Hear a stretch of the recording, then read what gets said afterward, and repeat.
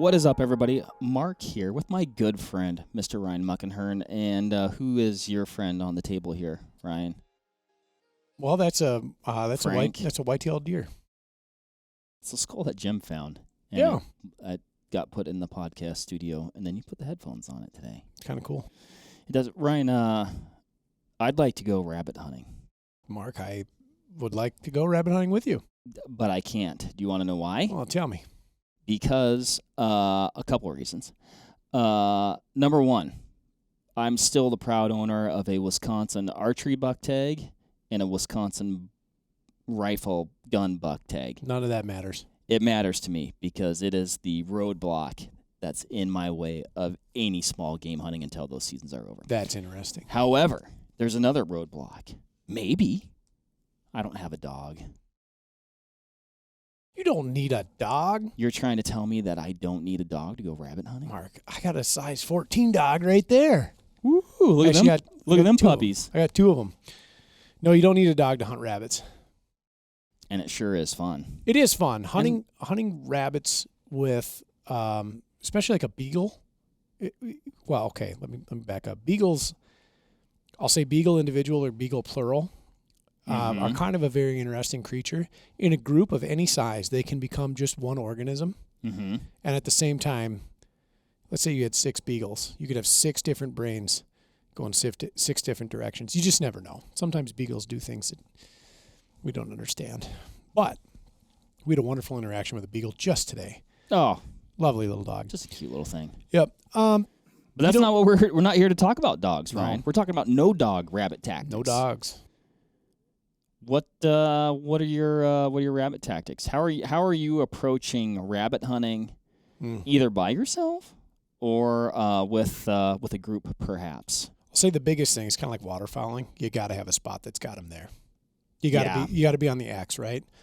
So, well, okay, perfect segue. Yeah. What are we looking for? It depends on where we are at geographically, but here in south central Wisconsin, we have a pretty healthy cottontail rabbit population. Mm-hmm. Northern part of the state, you can get into snowshoe hares. Right.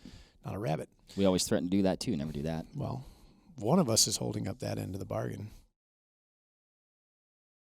Let's keep talking. Okay. So habitat is everything. Rabbits aren't just everywhere, although it might seem like it. You drive through a lovely small town, you might see a rabbit sitting on a lawn eating some Kentucky bluegrass or something of the sort, but they're not everywhere in the woods. If you can find an area that has great cover for rabbits, because they are kind of a flighty little critter, but that they can move through easily. Mm-hmm. There's a good food source there. There's somewhere that water can be found. Mm-hmm. There's areas where they can kind of den up or warren, if you will. Mm-hmm. You're likely to find rabbits. If you have a high predator population, like high predator density, that was a hard word to say. Yeah. You might not have that many rabbits, but if you can find the good habitat, you're likely to find them. Well, and you're going to find both, right? Sure. I mean, those coyotes and things of that nature aren't going to be there because there isn't a food source. That's true. They depend on them. And what I have typically found, and what you and I have found, because Mark and I actually have gone rabbit hunting together, a lot of times where rabbits are, it's very hard to get into. That's why the dog is handy. Yeah. So my first recommendation is you get you and a buddy and then another guy that you kind of like, but maybe not as much as your buddy. You send that guy into the briars. Mm-hmm. Yep. And so he gets all tangled up. But don't wear your best clothes. No. He squirts the rabbits out, and you and your buddy take care of it. And I'm kind of joking, but not really. But Mark makes a good point. Somewhere out there's a person that has rabbit hunted with you, and they're going, wait a minute. Oh, yeah. Well, a lot of times there's a little bit of bloodletting going on. Yeah. So we got a lot of multiflora rows, blackberry, raspberry patches around here, which we exploit. We find rabbits in. Brush piles, things like that, where they're kind of denned up, and unfortunately you kind of got to go in there and get dirty. And unfortunately it hurts quite a bit. And usually when we get done rabbit hunting, we're plucking thorns out. It's wintertime, so there's no wood ticks, but you just replace wood ticks with thorns. Mm-hmm. But basically, another thing too, I've often found that overcast days are better for rabbit hunting than sunny days. I don't know why. I think it's because an avian predator Sure. may be harder to see with the sun beating down in the little rabbit eyes. Yeah. You know, kind of blinding it. Or maybe they feel they're easier to see. That could be. Definitely had better luck on an overcast day. I cannot speak to that as a data point, if you will. The boys and I, Kenny and the boys, we like to do a couple of rabbit hunts. Either Is that your band? Kenny and the boys, yeah. Okay. We like to do a rabbit hunt or two every year around the area, you know, and we have made that observation several times. The sunny days where it's just picturesque out, not as good as the cloudy days. Interesting. Yeah. You talked about a food source. Yep. What do you think these rabbits are liking to chew on? Low shrubbery and usually bark. Of course, if there's greens, you're not usually going to find greens in the wintertime. No. But you'll see like rabbit damage. That's what I was going to say. You can look out for sign. It's going to look like a miniature white-tailed deer rub, if you will. So plum thickets, sumac, where they kind of grow up in thickets like that. And really any veg, I think I've seen them kind of chew anything and everything that they could. Like you said, briars, brush piles. Yep. I'll say this. One of the best pieces of cover that I've found is like man-made cover. Oh, sure. Old cars, junk piles, culvert-type material. Don't hesitate to kick or jump on those. Don't cut yourself. Yeah. Make sure you've gotten your tetanus shot. So what we like to do when we go to these places, and if you're not familiar with where we're at here in Wisconsin, let me describe the ecology a little bit. It's kind of like prairie, but kind of some broken ground a little bit, and we're usually hunting either native prairie grass plantings or cuttings in areas that have kind of grown a bit feral, not necessarily timber. I've hunted rabbits in the timber, and it's depending on where you're at, that might be the only way you can do this. But these places, usually they've got like shin high to waist high grasses in tufts, clumps. We've got some old fence lines, stands of, like I said earlier, blackberry, sumac, multiflora rose, raspberry. We've got a lot of honeysuckle that's grown around here that's kind of like escaped, everybody's local or everybody's yard and kind of taken over. And actually it's surprisingly good cover for things like rabbits. And so we're kind of pounding a lot of that ground. What we like to do is we'll look at an area and we'll see these pockets of cover where we're likely to find rabbits. And we're going to have posters and we're going to have pushers. And we're going to send the pushers, whoever draws a short straw, into that thick cover, hoping that the rabbits squirt out the sides and then the posters can take the shot. An interesting tactic that we've also kind of honed in on and developed, if you have the terrain, is we'll glass into those thickets. Sure. And we'll look for bunnies sitting, either feeding or just resting or sunning or whatever, and then we'll send a guy in there and get them. And it's not a bad, if you've got a big enough party, have a guy bring a scope 22. Sometimes that comes in handy. But I can't say that when we had this on the docket, I pictured somebody, posted up on a knob somewhere. Oh, yes. With their binos locked in on a tripod. Absolutely. Glassing for rabbits, right? So we have a particular spot that is a kind of a southern exposure on a slope that's covered in wild plum. And I mean, just covered. And the opposing side of this little valley that it's on, it's about 110 yards away maybe. We'll have, typically Kenny will go up there. He'll bring his Marlin Model 60, which he's got a Crossfire 2-7 on. He'll glass into there, and he'll either call out to us where these rabbits are, and we'll go push them to somebody we usually post guys all around the thicket. Rabbit squirts out, we take the rabbit. Sometimes Kenny has been able to take the shot from his position and has killed rabbits, which is really, really quite nice. I'd say that sounds like an awful lot of fun. It's a hoot, which is why we love doing it every year. Yeah.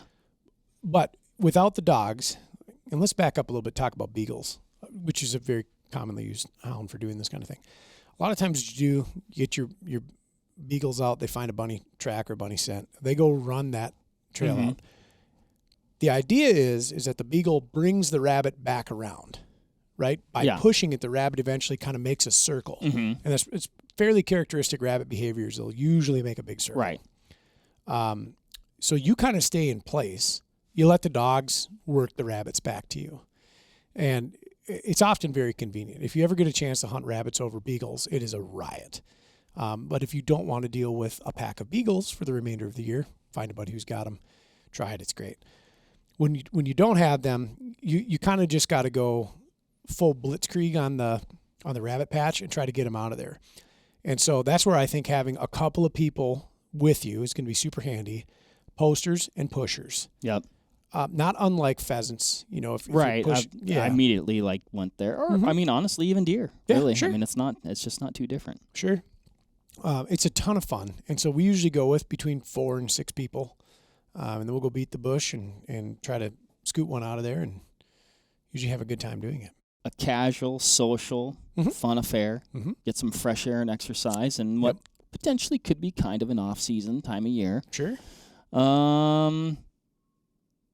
Probably get breakfast afterwards. Absolutely. Or like a midday lunch together. Absolutely. Taylor and I did a rabbit hunt 2 years ago. We got done. We went back home. We made some rabbit ramen. Oh. I think he and I butchered 5 bunnies. Okay. That's a good day. Yep. And then we made a ramen out of it. Oh, phenomenal. They are good. They're tremendous. Often overlooked. They don't get enough credit, I don't feel, on the table. No. And, they're a vital piece of our nation's hunting history. So many people started on small game. So many people continue on small game. Yeah. It's a thing. Let us not forget how important bunnies are. Well, do as I say, not as I do, Ryan, because like I said, these deer tags are, they're a burden on my small game endeavors. You know what's great, Mark? Usually on a hunt like a rabbit hunt, so long as you're not the gentleman who has to go into the multiflora rose patch, you usually have a lot of fun. One squirts out, you get a couple shots. Oh, it's even fun getting in there and getting dirty. And, Sure. Sure. You're more likely to get some more action than you would if you're just out in the deer woods. And, I just think it's stimulating, engaging, that kind of thing. It's great. Yeah. I do want to talk about equipment real quick. I was just about to ask. Firearm. Preferably small bore shotgun. 28, Really? 20. Yeah. I mean, they're moving and grooving a lot of times. I mean, you might have that opportunity where you find one posted up or you watch it run and it gets to a shootable spot. But they're going to try to go from cover to cover. They're not likely to go cover to open and just stay there, right? So cover to cover. Small bore shotgun, 410 is kind of an expert's gauge actually, but a 28, a 20, if all you have is a 12 gauge, that's fine too. You don't need crazy shot, low base trap loads is totally fine. Or regular field load, but you don't need to come out there with an ounce and 3/8, 1,450 foot per second. No, don't worry about that. A rimfire is fine too, but like I said, opportunity for a posted shot on a bunny could be tricky unless you've got a terrain situation like we have here. I like to wear a very sturdy pair of pants. And if I'm being super specific, the Duluth Trading Company fire hose pants. Oh, sure. Because they are tough as nails. And I also wear gaiters. So when we do a bunch of brush pile bouncing, so a particular conservation organization that we frequent the terrain, or the land that they manage, they do cuttings of invasive plants and things like that, and they just make giant brush piles. Oh, perfect. It's phenomenal critter habitat, and then it's easier for them to clean up or burn, in the off season. Be careful when you're bouncing on a brush pile, though. Oh, yeah. It's easy to fall. Yep. So what we'll do is we'll usually have 3 or 4 shooters around the brush pile, and then we send somebody onto the brush pile, and they're bouncing that brush pile, and they're just trying to agitate the bunnies in there. They squirt out the sides. Hopefully somebody's lucky enough to get a shot. You get kind of torn up doing that, doing the bouncing. So those really tough pants and a gaiters is good. Well, and it just it protects you too. Like you said, you're oftentimes going through pretty thorny stuff. Like I said, small bore shotgun, tough pants, good pair of boots. Yep. You're likely and liable to be walking all day, or at least until you get your limit, which I hope you get right away. But that's about it. Yeah. It's pretty simple. Meet your Blaze Orange requirements if your state has them, and like have a really good time. Excuse to get together, get Absolutely. a crew together. You know what I mean? Absolutely, yeah. Fun to hunt, man. I'll let you know if I feel my deer tags. We'll go Mark, even if you don't, we'll still go. after deer season. They consume me. Unreasonably so. There you have it. No dog rabbit tactics. Can I say one more thing? What? You will have more fun and less anxiety and less anger hunting rabbits with us. I'm not anxious or angry. I'm determined. Okay. And if you've been so lucky to fill your deer tags, or you just want to change a pace, Bunnies. go chase some rabbits. It's fun, and you don't need a dog. Just need habitat, a couple of friends, and a fast shotgun. And a fast shotgun. Yeah. All right. Thanks, everybody, for listening. Until next time, good luck out there. We'll catch you on the next one. Bye. See ya.